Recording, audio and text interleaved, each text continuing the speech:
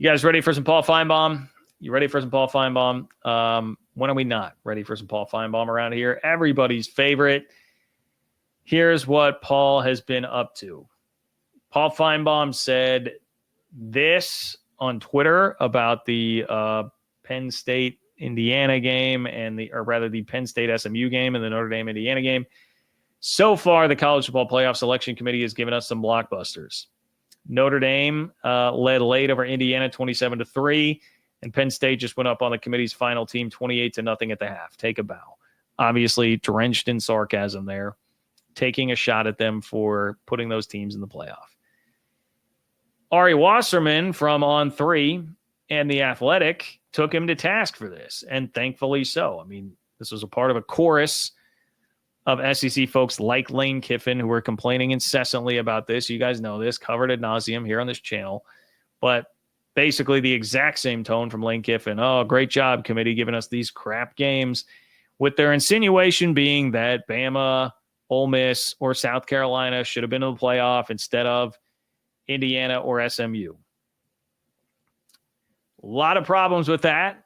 Namely, here, if you've been listening to this show, BYU should have been in that conversation, perhaps instead of those SEC teams.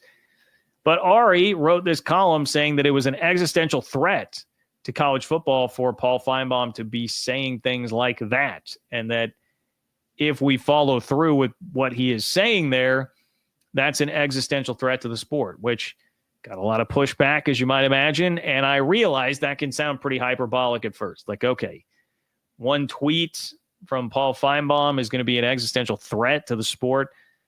But I think if you really do listen to this, for one, Ari's point was Paul Finebaum has a really big microphone. That's a big megaphone that he has. People listen to him in the college football world. He has legitimate influence over the sport. That's kind of the landscape these days. Guys like that. It doesn't have to be somebody at ESPN. Josh Pate has a lot of influence over the sport. I guess he is technically 24/7 Sports, but that is a guy that just started with a digital show online. These people can have legitimate impacts when they want to be loud about something, of which, of course, Finebaum has been very loud about this. Not very loud about Tennessee getting completely slapped in Columbus, but pretty loud about the other two in the first round of the playoff.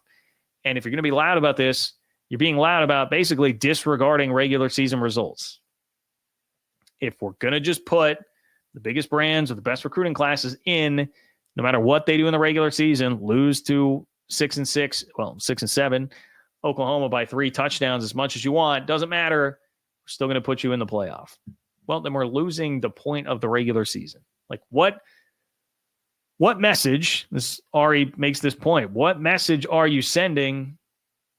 What message are you sending to teams in the Big 12 and the ACC if it's that doesn't really matter what you do, because even if Bama loses 3 or 4 games, we're just going to put them in. We're just going to put them in. Let's just toss them in. That's not sending a very good message about the meaning of the regular season. And this is how you start to lose interest from large swaths of the college football world. Existential threat. Something I say a lot here on this channel. If you do this, now this is mainly more in the context of if you go Super League, completely cut those teams out, you do that, it's going to do detrimental things to the sport in the long term. There will be diminishing returns. You're just not going to get what you want out of this product over the long haul if you are cutting out that much of the country. That's the real problem here. Like Josh Pate has said, you can't treat it like a Netflix show, or you start to lose the point of even having the competition, which again, existential threat to it being a sport, not just a complete beauty pageant. It's always been somewhat of a beauty pageant, but don't just lean completely all the way in there. We can't be doing that. So that was Ari's basic argument. And he got invited on the Paul Finebaum show to talk about that. And I listened to the interview. And, in typical Finebaum fashion, he asked a couple of questions. Ari was fairly long-winded, so it only was 3 questions. But he had asked a couple of questions before this. And then Ari really went for the finishing move through a long answer where he outlines everything. And the clip that I'm about to play you just comes from the end of this. So keep in mind, I just said he basically asks him 3 questions, and then you hear the end here, how it ends and they go to break. And like, that's it. And then Paul starts bringing in, I'll talk more about this later, but he just starts bringing in callers. Paul did not step up and actually defend his point at all with Ari there actually with him. So let me just play this for you. Just play this for you. So this is the end of Ari making all of his points. To go do it, because part of winning a championship is doing what you can with your schedule in order to be permitted into this thing. And then after that, then go win. You don't just get to go because you're Bama. That's not the way it works. And the committee got it right. They didn't do anything wrong. Ari Wasserman, we really appreciate you coming on and explaining that. We will talk to you again very, very soon. Ari joining us. And that's it. That's it. Like, I was like here for it. I'm like, all right, let's hear this debate. Let's see what happens. I know there was no debate at all. It was like 3 questions to Ari. He makes the points, and then Paul comes back and like, okay, even if the whole point is like, I'll make my point after the break. I don't love that at all. Like, have the discussion with the man who's there, go back and forth, have an actual debate about it, defend your tweet. None of that. None of that. I don't like it, but at least if he would have come back and been like, all right, well then here's all my counterpoints, X, Y, Z, whatever. You know, I mean, that's kind of hiding behind not having the guy there to be able to push back on the points you're making, but whatever. There wasn't even that. He starts bringing on callers who then are making their points against Ari, you know? You can imagine that didn't sit well with Bobby Joe in Mobile, Alabama. They were not exactly loving the point that Ari made there, you know?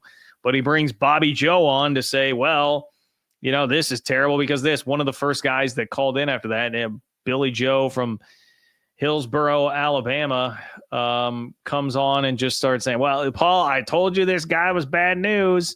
I told you this guy was bad, and just starts bad. But no real substance behind any of it. So it's so maddening, man. I mean, at least some of these SEC guys will like try to defend it.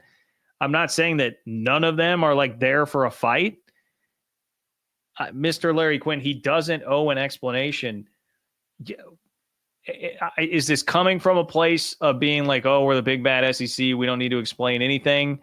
Or what is the genesis? I would love to know what's behind that. Because if you're going to make a statement like that, and it's that poignant of a point, yeah, you should be able to explain yourself when you bring somebody else on who makes a very effective case against it.